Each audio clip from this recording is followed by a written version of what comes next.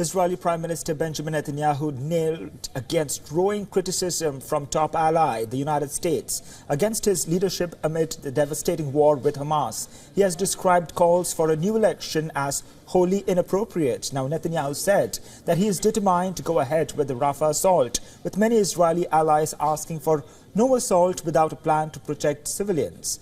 In Washington, President Joe Biden and Ireland's Prime Minister Leo Varadkar stressed on the importance of increasing humanitarian aid in Gaza and working towards a two-state solution. More in our next report. Israeli Prime Minister Benjamin Netanyahu on Sunday pushed back fiercely against what he described as international pressure over the war in Gaza. At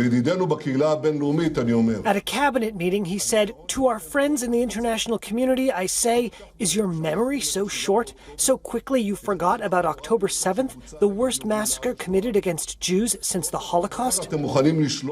And he repeated his determination to send forces into Rafah, the city on the border with Egypt, overrun by civilian refugees who fled their shattered homes elsewhere in the Gaza Strip.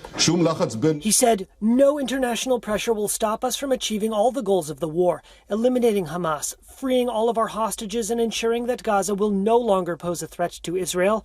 In order to do that, we will operate in Rafah too." Earlier on Sunday, Netanyahu also hit back at a speech made last week by the U.S. Senate Majority Leader Chuck Schumer. The Democrat and long-standing supporter of Israel stunned observers when he directly criticized Netanyahu. The fourth major obstacle to peace is Israeli Prime Minister Benjamin Netanyahu. And called for new elections in Israel. Speaking on CNN, Netanyahu said Schumer's comments were, quote, totally inappropriate. But Netanyahu is facing pressure from inside Israel as well. Election now to change the Prime Minister and the whole ministers. Thousands of Israelis in Tel Aviv called for an election now during a protest against the government on Saturday night. Hamas fighters killed 1,200 people in the October attack, according to Israeli tallies, triggering a massive assault on Gaza. The Gaza Health Ministry says Israel's air and ground campaign in the enclave has killed more than 31,600 people. Most of its 2.3 million residents have been driven from their homes, and aid agencies say the population is on the brink of famine. Israel's allies have piled pressure on Netanyahu not to attack Rafah, where more than 1 million displaced people from other parts of the devastated enclave have sought shelter. We cannot stand by and watch Palestinians risk starvation.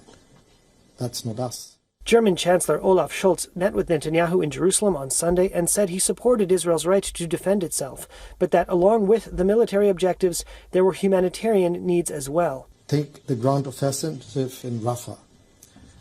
The military logic is one consideration, but there is a humanitarian logic as well.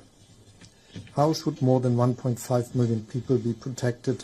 Where should they go? Scholz said he pressed Netanyahu about the need to provide comprehensive humanitarian aid to the people in Gaza. For all the latest news, download the WION app and subscribe to our YouTube channel.